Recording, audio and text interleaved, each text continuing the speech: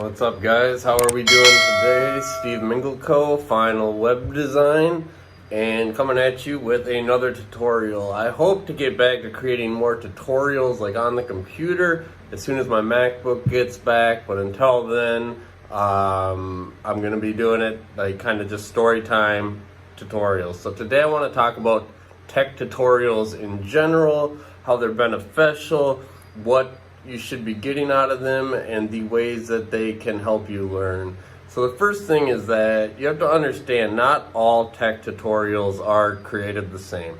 Some tech tutorials are good, some tech tutorials are bad, some tech tutorials are new, some are old, some are beneficial, some teach you bad practices, some teach you good. So there's a lot of different stuff out there, and what you'll find is that no matter what you're trying to learn, there's going to be multiple different people who try to tell you a different thing. So you really need to go and siphon through which people are good tech tutorials and which ones are a lot of BS or a lot of just not good. And that's why you have to find who's the good producers, who are the good teachers, who are the good explainers that really push that information through you, and how you're able to then use that information to make sure that you're growing as a programmer, as a developer, as an SEO or digital marketer, graphic design, whatever you're out there picking up with your tech tutorial skills.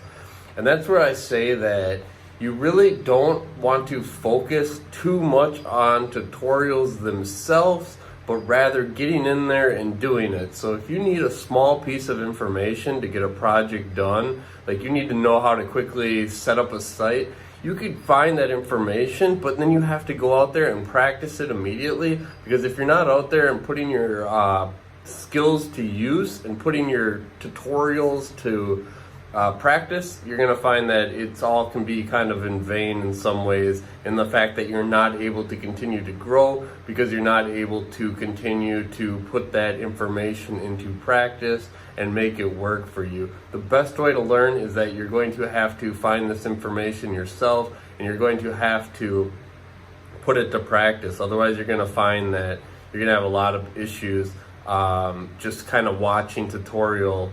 I call it tutorial hell. I don't know if I can say that on YouTube, but like you just focus too much, not enough on the actual practice of the tutorials. So there's a lot of information out there. Find good people. Usually the reputable people have several hundred, if not thousands of followers, several hundreds of thousands of followers. Usually their production quality is pretty good. Usually their ability to create content that is interesting and informative is there for you.